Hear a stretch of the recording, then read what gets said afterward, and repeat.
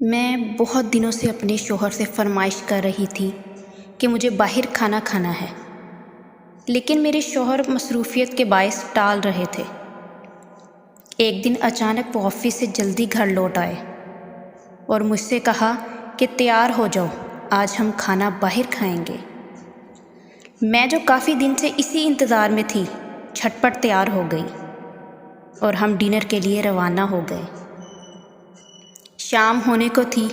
راستے میں طرح طرح کے لوگوں کے ساتھ بھکاری بھی تھے جو کسی بھی گاڑی کے رکنے پر اس کے گرد جمع ہو جاتے اور اس وقت تک کھڑے رہتے جب تک وہ آگے نہ نکل جاتی، اس امید کے ساتھ کہ شاید کوئی ان پر رحم کھا کر کچھ عنایت کرتے۔ مجھے ہمیشہ ہی ان کو دیکھ کر عجیب سا احساس ہوتا، ایک کھنچاؤ محسوس ہوتا کہ کاش ان کے لیے کچھ کر سکوں۔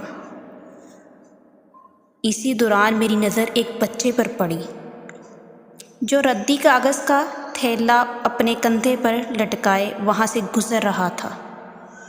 اس کے ہاتھ میں ایک گلا سڑا ٹماٹر تھا جو شاید کسی سبزی والے نے ناکارہ سمجھ کر کچرے کے ڈھیر پر پھینک دیا تھا، کیونکہ آس پاس سبزی کی دکانیں موجود تھیں اور وہ اسے اپنے پیٹ کی بھوک مٹانے کے لیے اٹھا لایا تھا۔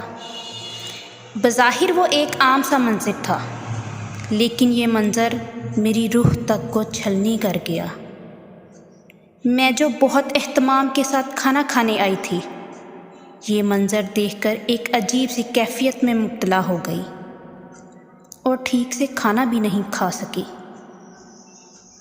میرے ارد گرد بہت سے ایسے لوگ ہیں جو مہنگے جوتے، برانڈڈ کپڑے پرس پر ہزاروں خرچ کر دیتے ہیں اور ایک دفعہ پہننے کے بعد وارڈروب میں بھرتے جاتے ہیں، لیکن یہ سوچنے کی بھی زحمت نہیں کرتے کہ کسی غریب کے بچے نے کھانا بھی کھایا ہوگا یا اس کی ماں نے اسے تسلی دے کر سلا دیا ہوگا۔